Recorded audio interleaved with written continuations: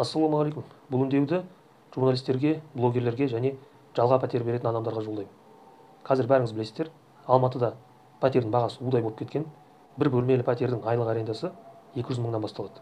2 бөлмелі 400 мың, 3 бөлмелі 600 мың, 800 мыңға дейін барады. Бұл не деген сұмдық? 800 мың теңге. Бұл біздің тауып жатқан айлығымыздан 5-6 есе қымбат. Тіпті бір бөлмелі пәтердің өзі 200 мың, 300 мың теңге. 99% қазақ ондай пәтерде тұра алмайды. Олай болса, ол бағалар қайдан шығып жатыр? Оның бәрі Ресейден келіп жатқан қашқындардың кесірінен. Енді соларға жалға пәтер берем деп біздің арендаторлар пәтердің бағасын аспанға дейін шарықтатып жіберді. Соның кесірінен қазір біздің қазақтарымыз далада қалып жатыр. Біздің студенттеріміз қазір көшеде түнеп жүр. Жатақханада орын жоқ. Олар парктерде, скамейкаларда ұйықтап жүр. Вокзалдарда ұйықтап жүр. Көпірдің астында ұйықтап жүр. Парктен полиция оларды қуып жүр. Енді ойлаңыздар, бұл студенттер сапалы білім ала ма? Олар білім алу үшін Алматыға келді. Ауылдардан, басқа қалалардан жанталасып Алматыға келді, білім алам деп. Енді олар далада қонып жүр. Ондай студенттер сапалы білім ала ма? Ол студенттердің есіл дерті баспанада. Күндіз түні оларды мазалайтын бір сұрақ: қай жерде түнесем екен, қай жерден баспана тапсам екен? Ондай студенттер білім туралы ойлай алмайды. Олар сапалы білім алмайды. Олар ертең жақсы маман бола алмайды. Бұл еліміздің болашағына балта шабу. Ол бірінші мәселе. Екінші мәселе: қазір күн суытып бара жатыр. Олар далада түнеп, бүйректерінен су өткізеді, содан кейін өмір бойы қиналып жүреді. Ол тағы да еліміздің болашағына балта шабу. Ал оған кінәлі кім? Оған кінәлі біз өзіміз.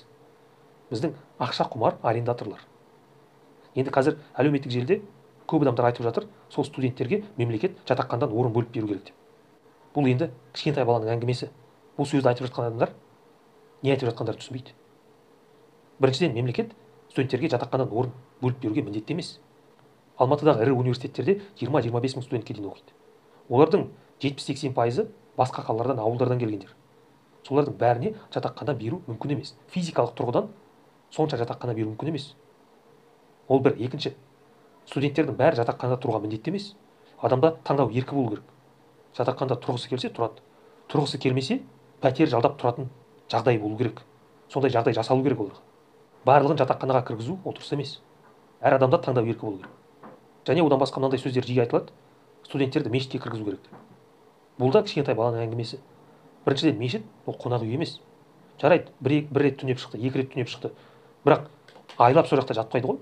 Топырлап жүздеген мыңдаған адам мешіттің ішінде жатпайды ғой. Соның ішінде ұйықтап, тамақ ішіп. Мешіт ол қонақ үй емес. Оның қызметі басқа. Ол бір. Екіншіден, бұл мәселені шешпейді. Мәселені басқаша шешу керек. Ондағы ең басты кінә ол халықтың өзінде.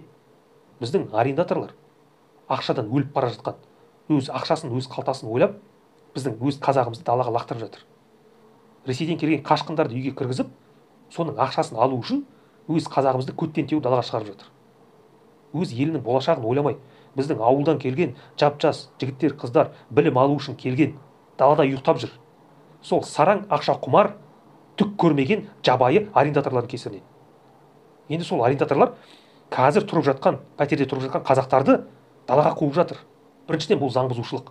Олар заң тұрғысынан олардың өйтіп істеуге хақы жоқ. Пәтер жалдаған кезде келісімге қол қойылады. Ол келісімде бәрі жазылған. Алдын ала 6 ай боламай, 12 ай болама, сондай мерзімге келісім жасалады. Ол жақта жазылған. Сол мерзім ішінде арендатор пәтердің бағасын көтермейді деп. Немесе егер ол жаңағы пәтер жалдап тұрған адамды шығарам десе, оған алдын ала ескерту керек. Оған басқа пәтер табатын мүмкіндік беру керек деп. Бұлар келісімді бұзып жатыр. Ол бір. Екінші, ең бастысы ол емес. Ең бастысы олар ақша үшін өз халқына, өз ұлтына қастандық жасап отыр. Енді солардың айтатын сылтауы қандай? Мен кредит төлеп жатырмын дейді, сол кредитімді тезірек жапсам екен дейді. Ал осыған дейін не кредитіңді төлеген жоқсың ба сен? Осыған дейін де аман есен Құдайға шүкір төлеп жүрдің ғой. Не әкетіп бара жатыр соншама? Ақшадан өліп қалдың ба не? Өз қазағыңды көптен теуіп далаға шығарып жатсың. Анау Ресейден келген адамдар ертең біздің жерімізге кіреді, сосын ертең олар біздің елімізде Украинадағыдай соғыс бастайды. Бізде екінші ЛНР, ДНР болады солардың кесірінен. Ал сендер сол жауды өз үйлеріңе кіргізіп, солардың ақшасы үшін өз халқыңды сатып атсыңдар. Не, ақшадан өліп қалдыңдар ма сонша? Мен даусымды көтерсем, айып етпеңіздер, бірақ басқаша айта алмаймын мен. Бұл нағыз сатқындық.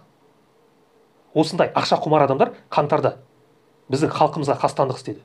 түк көрмеген, ақшадан басқа, өз қалтасынан басқа түк ойламайтын, еліміздің тағдыры шешіліп жатқан кезде, қазақтың бәрі бір жұдырық болып жұмылып, елімізде жақсы өзгеріс орнатайын деп жатқан кезде, сол түк көрмеген ақша құмарлар арандатушыларға еріп, банкоматтарды тонады, дүкендерді тонады. Соны пайдаланып, билік халыққа қарсы әскер кіргізіп оқ атты. Неге? Сол кезде біздің қазақ Украинадағыдай істеген жоқ. Украинада халық арандатушыларға ерген жоқ.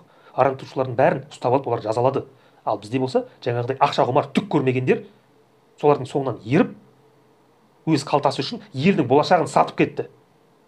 Өз қазағына қастандық жасады. Қазір тағы да біз сол нәрсені қайталап отырмыз. Ақша үшін өз халқыңды сатып, жауды үйіңе кіргізіп отырсың сен. Сондықтан сенде 1 грамм намыс болса, 1 грамм ұят болса, ресейліктерге пәтерді жалға берме. Ресейліктерге бермеймін деп айт, бітті, үзілді кесілді. Миллион теңге төлесін, 2 миллион теңге төлесін. Бәрібір. Өз қазағыңа сол ауылдан келген, білім алу үшін келген студенттерге пәтеріңді тапсыр. Және блогерлерге, журналистерге айтарым. Бұл тақырыпты талқылау керек, оны көтеру керек, оны мемлекеттік деңгейге көтеру керек. Бұдан резонанс жасау керек. Мен өзім профессионал блогер емеспін. Менің аудиториям өте аз. Мен резонанс жасай алмаймын. Мен профессионал журналист емеспін. Журналистер қайда? Неге сол студенттерден барып сұхбат алмайсыздар? Неге резонанс жасамайсыздар? Неге билікке бұл мәселені жолдамайсыздар? Қаржы полициясы қайда қарап отыр? Неге сол арендаторларға шектеу қоймайды? Жарайды, біздің билікке ешқандай үміт артуға болмайды, олар шекараны жаппайды. Енді халық өзі реттесін де бұл мәселені. Ағылып кеп жатыр ма? Халық өзі реттеу керек. Баспана бермеңдер, жағдай жасамаңдар оларға. Соларды керісінше елден көттерінен теуіп шығару керек. Өз қазағымызды емес. Сондықтан бұл мәселені бүкіл блогерлер, бүкіл журналистер бәрі бұл мәселені көтеру керек. Бір ауыздан. Журналистер қайдасыңдар сендер? Неге шу көтермейсіңдер? Неге резонанс жасамайсыңдар? Бәріңіз бұл мәселені көтеріп, оны билікке жеткізіңіздер. Бәріңіз бір ауыздан жұмылып, үлкен резонанс тудырыңыздар.